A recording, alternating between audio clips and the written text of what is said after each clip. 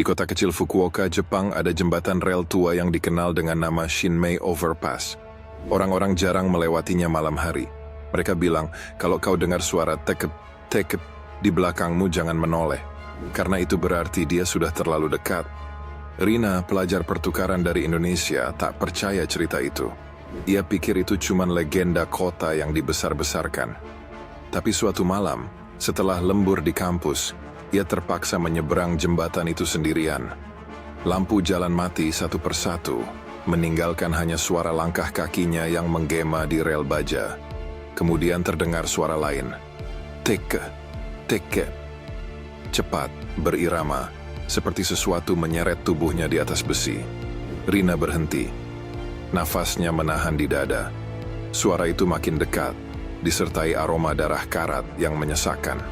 Dari ujung jembatan, ia melihat bayangan perempuan tanpa kaki, melayang dengan tangan menyeret tubuhnya yang terbelah dua. 10 tahun kemudian, di tempat yang sama, seorang mahasiswa bernama Kenji sedang mengambil foto rel itu untuk tugas kuliah. Ia tahu kisah teke-teke, tapi ia tak peduli.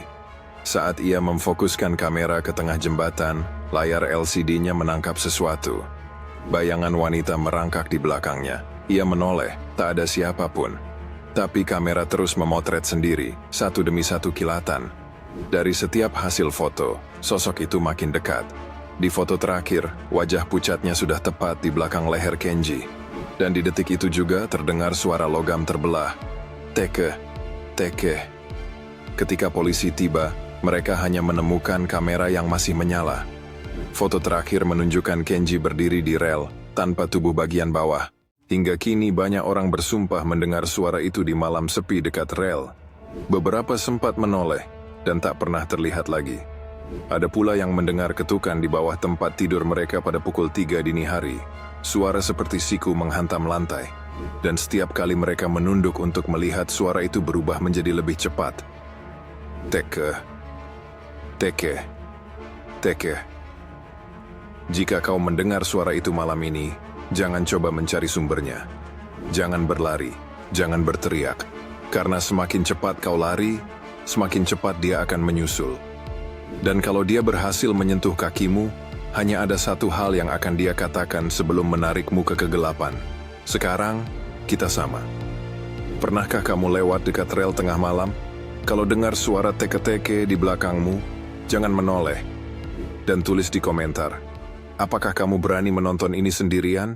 Wajah perempuan itu pucat seperti mayat yang sudah lama tak disentuh matahari. Rambut panjangnya menutupi sebagian wajah, dan dari perut ke bawah tubuhnya terbelah bersih di tengah. Darahnya menetes di rel, meninggalkan jejak panjang. Matanya kosong, tapi mulutnya tersenyum lebar, terbelah sampai ke telinga. Teke. Rina terpaku, tak bisa bergerak. Suara itu bukan langkah, melainkan bunyi siku dan tangan yang menghantam besi dengan keras setiap kali ia menarik tubuhnya maju. Ia menyeret dirinya seperti binatang yang lapar. Teke. Dalam sekejap, makhluk itu sudah di depan Rina. Bau besi dan busuk memenuhi udara. Apakah kau masih punya kaki? Suara itu serak, seperti dari tenggorokan yang robek. Rina hanya menatap, gemetar. Perempuan itu tersenyum lebih lebar, lalu mengangkat sabit berkarat dari tangannya. Kalau begitu, bagikan padaku.